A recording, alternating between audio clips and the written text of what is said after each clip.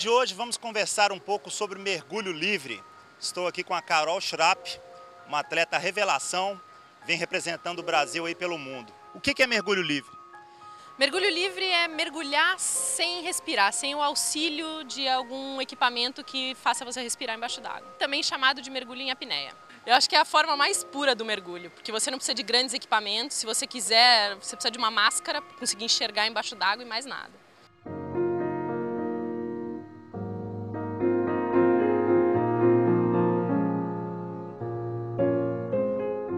Não tem quem nunca tenha brincado com um irmão, com um primo, com um pai, com mãe, com alguém na piscina, de atravessar a piscina, ou de ficar mais tempo sem respirar lá embaixo.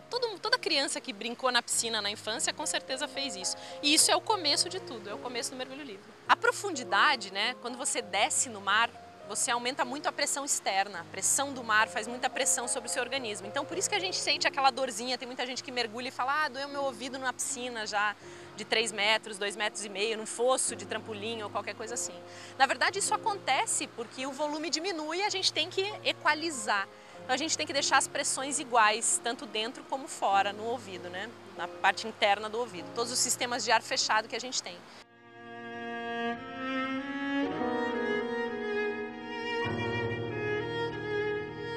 A gente usa uma manobra que chama manobra de Frenzel.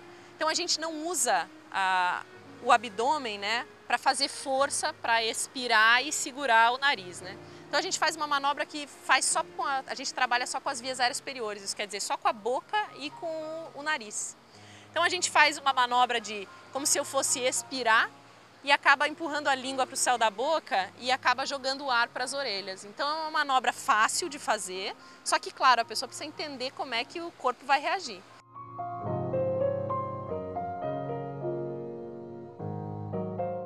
Outra coisa que é uma parte fisiológica que muda muito no mergulho livre é a parte pulmonar. Então, um pulmão normal tem 6 litros de volume. Quando a gente desce a 40 metros, 30 metros que seja, esse volume cai absurdamente. Isso causa algumas coisas diferentes no seu organismo. Realmente você sente, você tem que saber controlar e você sente a pressão no externo, aqui no osso que a gente tem nas costelas, né, onde junta as costelas. Então você sente algumas coisas diferentes, mas você aprende manobras de como relaxar a musculatura e começar a não sentir dor por causa disso.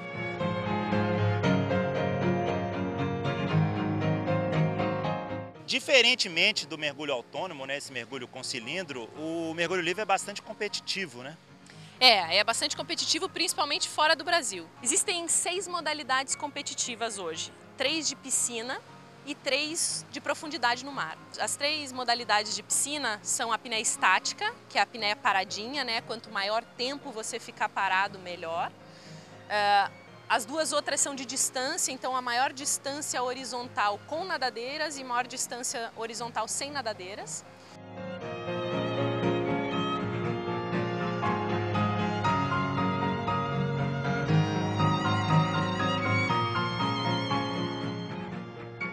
E as de profundidade são com nadadeiras, né, o que a gente chama de lastro constante com nadadeiras. Então você vai batendo perna com um lastro, exatamente o mesmo lastro que você vai e você volta. Então vai batendo perna e volta batendo perna.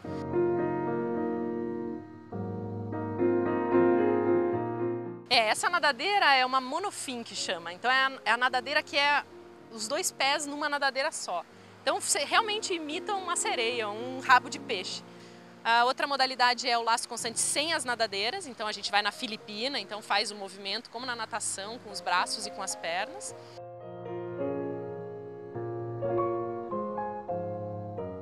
O terceiro é a modalidade de imersão livre, que a gente faz fazendo força com os braços só, sem nadadeira, só impulsionando com os braços.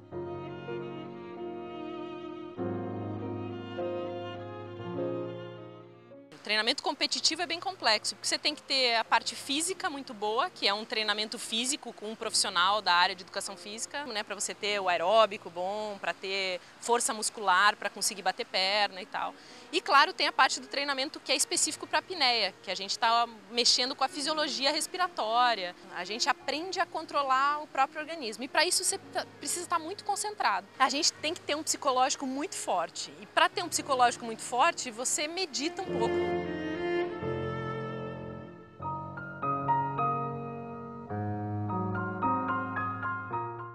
O meu objetivo pessoal sempre foi bater os meus recordes pessoais.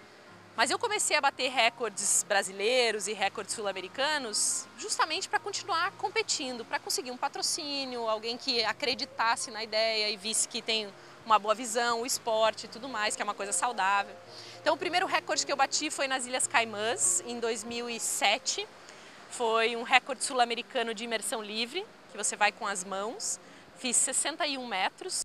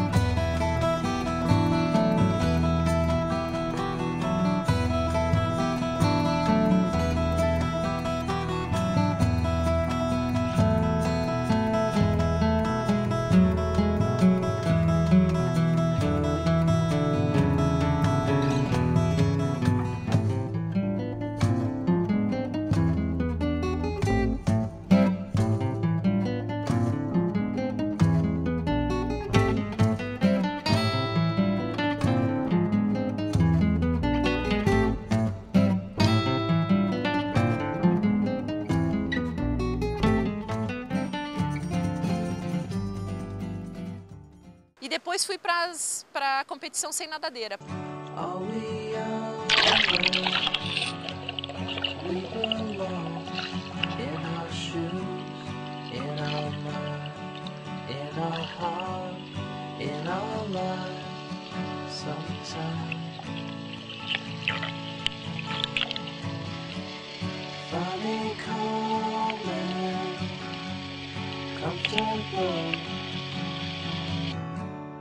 Place to figure out love's riddle.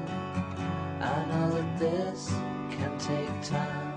I trust in you to realize paradise.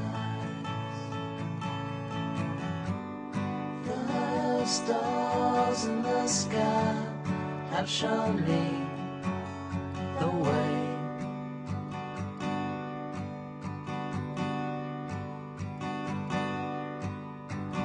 Little steps, big change, one day.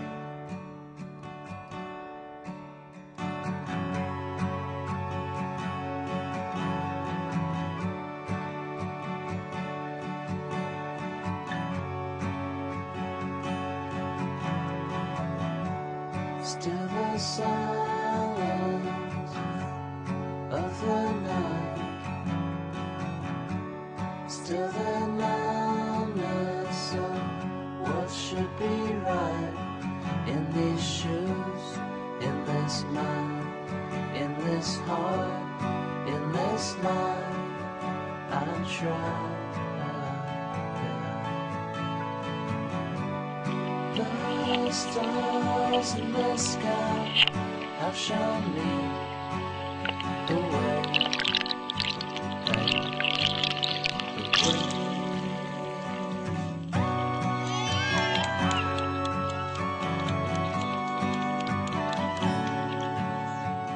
E agora, todo ano, eu tô conseguindo bater 1 ou 2 recordes em modalidades diferentes, ou nos últimos anos tenho me dedicado mais para lastro constante com nadadeiras. Foi o que eu bati no ano passado. Bati 72 metros nas Bahamas, no Dean's Blue Hole. Um buraco azul, né, no oceano, mas ele é beirando a praia, então é muito próximo, é muito fácil a logística. Ele é o mais fundo do mundo, tem 203 metros de profundidade. Condições perfeitas, claro, muito claro, tanto que no dia do recorde, vocês vão ver na imagem, dava para ver até o final, até eu desaparecer no azul, dava para ver.